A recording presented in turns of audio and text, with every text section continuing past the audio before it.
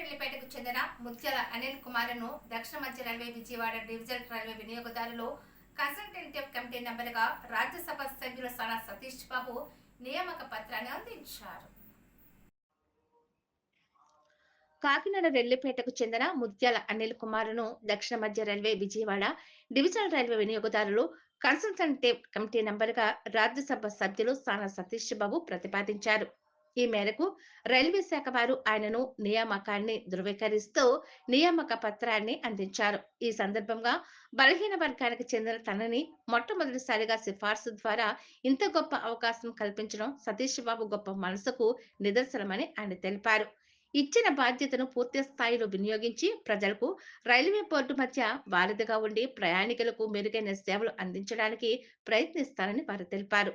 ఈ సందర్భంగా Koppavaram MP camp కార్యాలయం వద్ద అనిల్ ని ఘనంగా సన్మానించారు. ఈ కార్యక్రమంలో మాజీ mayor Arigela Srinivasu, office incharge Meka Lakshmanamurthy, Bandi Narendra, Saibaba, Barla Srinivasu, Durga Prasad, Satish, Srimannarayana, Sai మరియు రెల్లి సంఘం నాయకులు సత్యం, జోగరాజు, ఆకుల గోపి, బంగారు సత్యబాబు, సోమాజుల గోవిందు, కస్తూరి నూకరాజు, బండి లక్ష్మీనారాయణ, తాళ్లపూడి జయ, వడ్డీ పోలమాంబ, రెల్లికూలి పంచాయతీ సంఘం పెద్దలు తదితరులు పాల్గొని హర్షాన్ని వ్యక్తం చేశారు. శ్రీ సానా సతీష్ బాబు గారు గౌరవ రాజ్యసభ సభ్యులు. వారి కాకినాడ నుంచి ఎన్నికవడం మా అందరి అదృష్టం.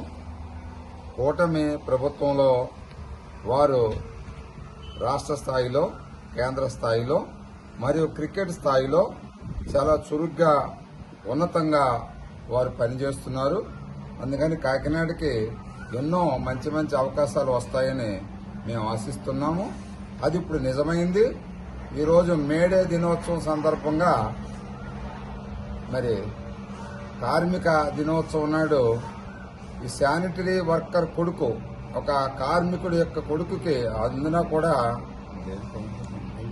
రెల్లి కమ్యూనిటీకి చెందినటువంటి ఇవాళ అనిల్ కుమార్ గారికి మొట్టమొదటిసారిగా ఈ డివిజనల్ రైల్వే కన్సల్టేటివ్ కమిటీ మెంబర్గా వారు నియామక పత్రాన్ని పంపించడం వారి యొక్క సిఫార్సులతో చాలా అభినందనీయం.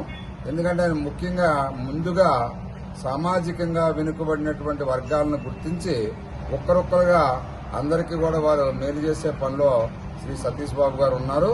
రాబోయే రోజుల్లో మన గోదావరి నదికి పుష్కరాలు రాబోతున్నాయి. ఈ పుష్కరాలు వల్ల మనకి ఈ జిల్లాలో ఉన్నటువంటి అన్ని రైల్వే స్టేషన్లని కూడా ఆధునీకరిస్తారు. దానికి వందలాది కోట్ల రూపాయలు నిధులు కూడా వస్తాయి. అందుచేత అనిల్ కుమార్ గారు మరి రాజమండ్రి, కాకినాడ, సామర్లకోట, పిఠాపురం ఇలా అన్ని రైల్వే స్టేషన్ల పరిధిలో మంచి అభివృద్ధిని వీరి దగ్గరుండి చేసి మన ప్రాంత అభివృద్ధికి సతీష్ బాబు గారి యొక్క సలహాలు, సూచనలతో వారు చేస్తారని శ్రీ అనిల్ కుమార్ గారిని అభినందిస్తూ, ఇతనికి ఇచ్చినటువంటి హోదా సతీష్ బాబు గారి కుటుంబంలో సభ్యులైన మా అందరికీ ఇచ్చినట్టుగా భావిస్తూ సతీష్ బాబు గారికి అనేక ధన్యవాదాలు తెలియజేస్తున్నాను.